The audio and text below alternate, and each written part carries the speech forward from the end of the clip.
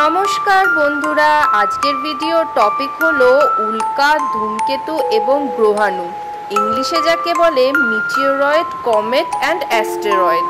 চ্যানেলটি ভালো লাগলে সাবস্ক্রাইব।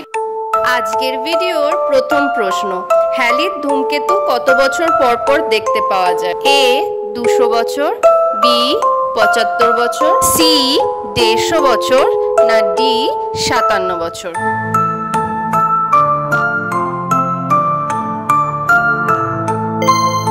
সঠিক উত্তর বি 75 বছর।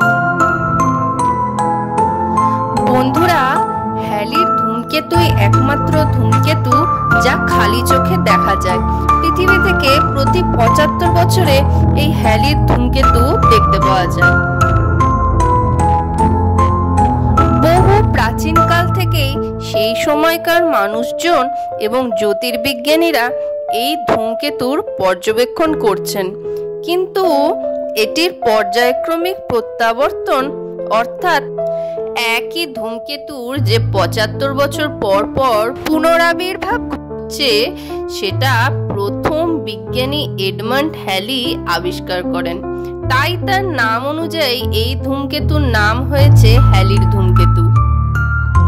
এটি লাস্টবারের মতো 1986 সালে দেখা গেছিল, আবার 2061 সালে এটি দেখতে পাওয়া যাবে। সালটা কিন্তু মনে রেখো বন্ধুরা। ধূমকেতুগুলি হলো হিমায়িত গ্যাসের বরফ ও ধুলোর মিশ্রণ। এই হিমায়িত গ্যাসগুলি সূর্যের তাপে বাষ্পায়িত হয় এবং খানিকটা জেট প্লেনের মতো সূর্যের বিপরীত দিকে ছুটে যায়। বন্ধুরা, তোমাদের এবার মনে হতে পারে যে 75 বছর কেন? এরকম আলোকছটা তো প্রায় দেখা যায় রাতের আকাশে, তারা খসা বা শুটিং স্টার। হ্যাঁ বন্ধুরা, একদম ঠিক বলেছ, কিন্তু সেগুলি হলো উল্কাপিণ্ড। আচ্ছা, তাহলে ধূমকেতু এবং উল্কাপিণ্ডের মধ্যে পার্থক্য কি?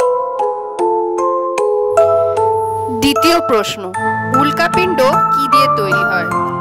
এ বরফ এবং ধুলো, বি পাথর এবং ধাতু, সি প্লাজমা, ডি গ্যাস?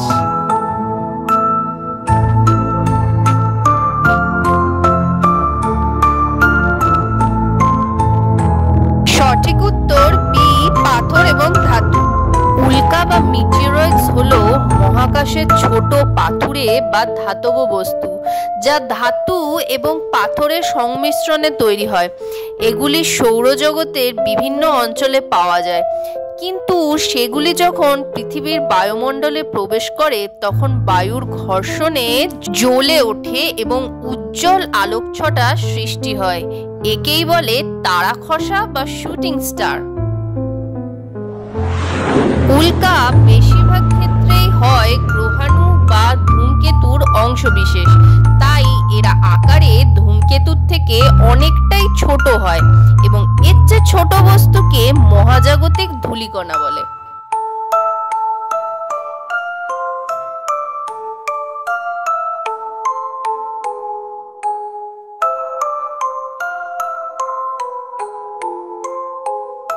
কিছু কিছু উল্কা একই উৎস হতে উৎপন্ন হয় এবং বিভিন্ন ক্ষুদ্র ক্ষুদ্র অংশে ভেঙে প্রজ্বলিত হয়, যাকে উল্কা বৃষ্টি বা মিটিওর শাওয়ার বলে। বন্ধুরা, তোমরা কি পারসিডস মিটিওর শাওয়ারের নাম শুনেছো? প্রতি বছর জুলাই থেকে আগস্ট মাসের মধ্যে ভোরবেলার আকাশে বা মধ্যরাতে তোমরা এই উল্কা বৃষ্টিটি কিন্তু দেখতে পাবে। আজকেই তো 11ই আগস্ট। দেখো বন্ধুরা, আমি এখানে ভিডিও বানাচ্ছি আর বাইরে উল্কা বৃষ্টি হচ্ছে। কি ইন্টারেস্টিং না ব্যাপারটা? বন্ধুরা, একটু আগে গ্রহাণু বা অ্যাস্টেরয়েডের কথা বললাম না? এর পরবর্তী প্রশ্ন অ্যাস্টেরয়েডের ওপর। এর মধ্যে কোন অ্যাস্টেরয়েডটি ডাইনোসরের বিলুপ্তির কারণ হয়ে উঠেছিল? অপশনগুলি হলো মেক্সিকোর চিকসুলাভ নাকি সাউথ আফ্রিকার ভ্রেডেফোর্ড?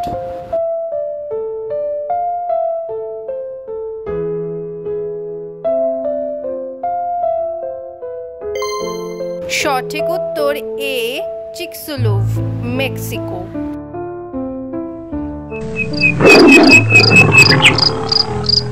গ্রহাণুগুলি সাইজে অনেকটাই বড় হয়। এদের ব্যাস 10 মিটার থেকে প্রায় 530 কিলোমিটার পর্যন্ত হতে পারে।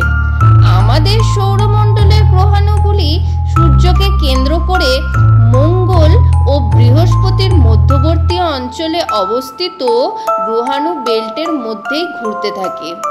গ্রহাণু বেল্টের গ্রহাণুগুলির উচ্চ জনসংখ্যা একটি সক্রিয় পরিবেশ তৈরি করে, যেখানে গ্রহাণুগুলির মধ্যে ঘন ঘন সংঘর্ষ ঘটে, ফলে তারা এদিকে ওদিকে ছিটকে যায়। আজ থেকে প্রায় 6,60,00,000 বছর পূর্বে এইরকমই একটি বৃহৎ সাইজের গ্রহাণু পৃথিবী পৃষ্ঠে আছড়ে পড়ে, যা পুরো পৃথিবীর ভবিষ্যৎ পাল্টে দেয়।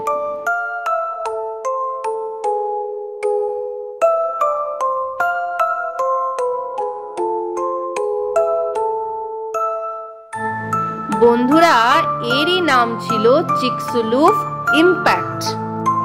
এই বিশাল আকৃতির গ্রহাণুর ব্যাস ছিল 10 থেকে 15 কিলোমিটার, যা একটি শহরের সমান ধরা যেতে পারে। এই সময় পৃথিবীতে ডাইনোসরদেরই রাজত্ব ছিল, যারা প্রায় 200 মিলিয়ন বছর ধরে পৃথিবীর বুকে দাপিয়ে বেরিয়েছে। কিন্তু এই একটি গ্রহাণুই ডাইনোসরের যুগের ইতি ঘটিয়েছে।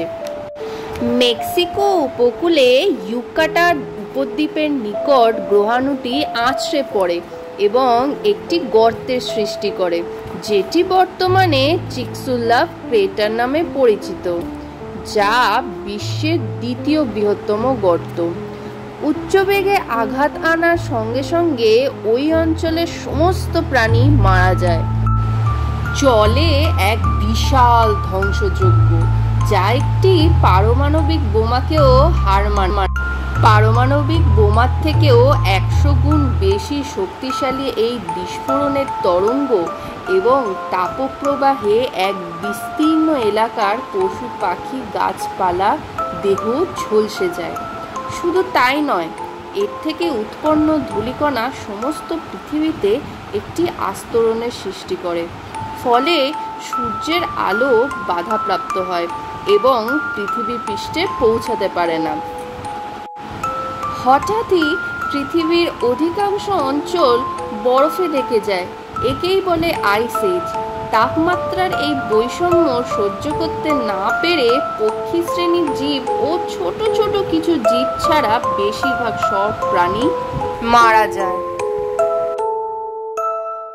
ভিডিওটি ভালো লাগলে লাইক, কমেন্ট এন্ড সাবস্ক্রাইব। আজকের মতো টাটা বন্ধুরা।